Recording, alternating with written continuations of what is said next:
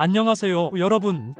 가만히 있어도 땀이 주룩 흐르는 무더운 여름이 드디어 찾아왔습니다.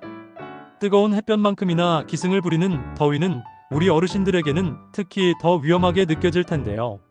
하지만 너무 걱정 마세요. 건강하고 시원하게 여름을 보내기 위한 특급 비법, 지금부터 저와 함께 낱낱이 파헤쳐보고 건강한 여름을 위한 특급 솔루션을 찾아보겠습니다. 자, 다들 준비되셨나요? 시원한 에어컨 바람 아래에서 편안하게 시청해주세요. 먼저, 왜 폭염이 어르신들에게 젊은 사람들에 비해 훨씬 더 위험한지 궁금하시죠? 그 이유는 우리 몸의 자연스러운 변화와 깊은 관련이 있습니다. 나이가 들면 우리 몸의 수분량이 자연스럽게 줄어들고 체온을 조절하는 능력 또한 약해지기 시작합니다. 피부의 혈관이 확장되거나 땀을 흘려 체온을 낮추는 기능이 젊은 시절만큼 원활하지 않게 되는 거죠. 이 때문에 어르신들은 젊은 사람들에 비해 더위에 훨씬 더 취약할 수밖에 없습니다. 상상만 해도 힘드시죠? 뜨거운 햇볕에 오래 노출되면 단순히 더위를 먹는 수준을 넘어 일사병이나 열사병 같은 심각한 온열 질환에 걸리기 쉬워집니다. 일사병은 주로 탈수와 체온 상승으로 인해 발생하며 두통, 어지럼증, 피로감 등의 증상을 동반합니다. 더 나아가 열사병은 몸의 체온 조절, 중추가 기능을 상실하여 40도 이상의 고열과 함께 의식 변화가 나타나는 매우 위급한 상황입니다. 자칫 생명까지 위협할 수 있는 무서운 질환이니 절대 간과해서는 안 됩니다. 특히 이미 고혈압, 당뇨, 심장질환, 뇌졸중과 같은 만성 질환을 앓고 계신다면 더위로 인해 혈압이 급변하거나 혈당 조절에 어려움을 겪는 등 기존 질환의 증상이 더욱 악화될 수 있어 각별한 주의가 필요합니다. 그리고 탈수는 정말 위험해요. 탈수로 인해 몸의 전반적인 기능이 저하되고 어지럼증이나 극심한 피로감을 쉽게 느끼게 됩니다. 심한 경우 균형 감각을 잃고 넘어지거나 의식을 잃는 아찔한 상황까지 발생할 수 있으니 절대 가볍게 넘겨서는 안 됩니다. 심장 기능이 약해진 분들은 탈수 시 혈액 농도가 진해져 혈전이 생기기 쉬워 뇌졸중이나 심근경색의 위험까지 높아질 수 있습니다. 정말 다양한 위험이 도사리고 있죠.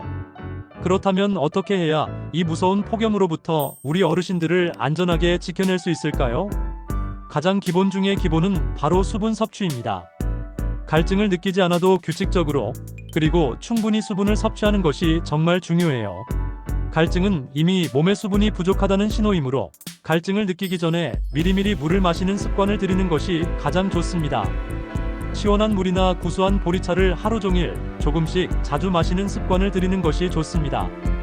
한 번에 많은 양을 마시기보다는 틈틈이 소량씩 섭취하는 것이 체내 흡수율을 높이는 데 도움이 됩니다. 다만 시원하다고 벌컥벌컥 마시는 탄산음료나 이뇨 작용을 촉진하여 오히려 체내 수분 배출을 늘리는 카페인이 들어간 커피, 그리고 우리 몸을 더 지치게 만들 수 있는 알코올이 들어간 술은 가급적 피하는 게 좋습니다. 이런 음료들은 잠시 갈증을 해소해주는 것처럼 느껴질 수 있지만 장기적으로는 탈수를 유발할 수 있습니다. 만약 맹물이 영 심심하게 느껴지신다면 오이나 수박, 참외, 토마토처럼 수분 함량이 높은 과일이나 채소를 드시는 것도 아주 좋은 방법입니다. 자연의 단맛과 비타민, 미네랄, 그리고 수분을 동시에 섭취할 수 있죠. 식사를 통해 수분을 보충하는 것도 좋은 방법입니다. 국, 찌개류나 채소를 많이 드시는 것도 도움이 됩니다. 혹시 고혈압 등으로 이뇨제를 복용 중이시라면 체내 전해질 불균형을 초래할 수 있으므로 반드시 주치의와 상담 후 수분 섭취량 및 전해질 관리에 대해 조절하시는 것이 안전하고 현명한 방법이라는 점 잊지 마세요. 병원에서 권장하는 물 섭취량을 꼭 확인하시고 지켜주세요. 다음으로 활동시간 조절이 정말 중요합니다. 하루 중 가장 더운 시간대인 낮 12시부터 오후 5시까지는 되도록 야외 활동이나 외출을 자제해주세요.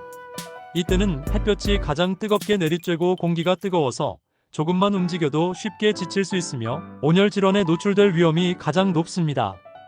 불가피하게 외출해야 하는 상황이라면 햇볕을 효과적으로 막아주는 챙이 넓은 모자나 양산을 착용하고 몸에 달라붙지 않는 헐렁하고 통기성이 좋은 밝은색 옷을 입어 햇빛을 반사시키고 열을 흡수하지 않도록 하는 것이 중요합니다.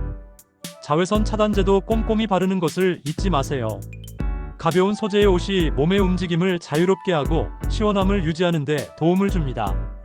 외출 후에는 반드시 충분한 휴식을 취하고 시원한 물로 샤워하거나 미지근한 물에 발을 담그는 것도 열기를 식히고 체온을 낮추는데 큰 도움이 됩니다. 찬물보다는 미지근한 물이 혈관의 급격한 수축을 막아 심장에 부담을 덜어줍니다. 집안에서도 에어컨이나 선풍기를 적절히 사용하여 실내 온도를 시원하게 유지하는 것이 중요합니다. 에어컨 설정 온도는 2628도 정도로 유지하고 주기적으로 환기를 시켜주는 것이 건강에 좋습니다. 몸이 시원해야 마음도 시원하겠죠? 집안에만 있기 답답하시다고요? 그렇다면 가까운 무더위 쉼터를 적극적으로 이용하는 것도 아주 좋은 방법입니다. 정부와 지자체에서 운영하는 무더위 쉼터는 에어컨이 시원하게 나오는 경로당, 주민센터, 노인복지관 등이 있습니다. 이곳은 폭염 기간 동안 어르신들이 잠시 더위를 피해 쉬어갈 수 있도록 특별히 마련된 공간입니다. 집에서 전기세 걱정하며 에어컨을 약하게 트는 것보다 시원하고 쾌적한 쉼터에서 편안하게 시간을 보내시는 건 어떨까요? 이곳에서 더위를 피하며 이웃들과 담소를 나누고 함께 건강 정보를 교환하며 시간을 보내는 건 어떨까요? 건강도 지키고 외로움도 달랠 수 있는 일석이조의 효과를 누릴 수 있을 거예요. 혼자 계시는 것보다 함께 어울리며 정신 건강에도 긍정적인 영향을 미칠 수 있습니다. 미리 가까운 무더위 쉼터의 위치와 운영 시간을 확인해 두시면 좋습니다. 필요하다면 지자체에 문의하여 자세한 정보를 얻으실 수 있습니다. 마지막으로 건강 상태 확인과 응급 상황 대처는 아무리 강조해도 지나치지 않습니다. 폭염은 우리의 몸에 예상치 못한 방식으로 영향을 줄 수 있기 때문입니다. 갑자기 어지럽거나 머리가 지끈거리는 두통이 느껴지고 속이 메스껍거나 구토 증상이 나타나거나 심한 피로감과 근육, 경련이 동반된다면 이는 온열 질환의 초기 신호일 수 있습니다. 이런 증상이 느껴진다면 즉시 하던 활동을 멈추고 햇볕이 없는 시원한 곳으로 이동하여 편안하게 휴식을 취해야 합니다. 절대로 무리해서 움직이지 마세요. 옷을 느슨하게 풀어 몸을 편안하게 하고 차가운 물수건으로 목, 겨드랑이, 사타구니 등 큰 혈관이 지나가는 부위를 닦아 체온을 적극적으로 낮춰주세요. 얼음 주머니를 사용하는 것도 효과적입니다. 의식이 있다면 시원한 물을 천천히 마시게 합니다. 그런데 만약 증상이 나아지지 않거나 아차하는 순간 의식을 잃는 경우에는 단 1초도 지체하지 말고 즉시 119에 신고하여 전문적인 도움을 요청해야 합니다. 골든타임을 놓치지 않는 것이 생명을 살리는 데 결정적인 역할을 합니다. 주변에 치매를 앓고 계시거나 거동이 불편하신 어르신이 계시다면 혼자 두지 않도록 세심한 주의가 필요합니다. 혼자 사시는 어르신의 안부를 자주 확인하고 방문하여 건강 상태를 체크해주는 것이 중요합니다. 건강이 염려되는 어르신에게는 자주 전화 연락을 하거나 방문하여 불편한 점은 없는지, 식사는 잘하셨는지 등을 확인하는 것이 좋습니다. 위급 상황이 발생했을 때 빠르게 대처할 수 있도록 미리 가족이나 이웃, 담당, 요양보호사 등 비상 연락망을 명확히 확인해 두는 것도 아주 중요합니다. 작은 관심이 큰 위험을 막을 수 있다는 사실 꼭 기억해 주세요.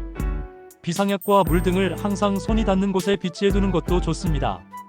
무더위는 우리 모두에게 힘든 시간이지만 오늘 알려드린 몇 가지 중요한 수칙들을 잘 지키고 우리 주변에 사랑하는 가족과 이웃에게 조금만 더 따뜻한 관심을 기울인다면 충분히 건강하고 활기차게 이겨낼 수 있습니다. 이 영상이 여러분의 여름나기에 작은 도움이 되기를 진심으로 바랍니다. 여러분 모두 건강한 여름 나세요. 시원하고 행복한 여름 보내세요.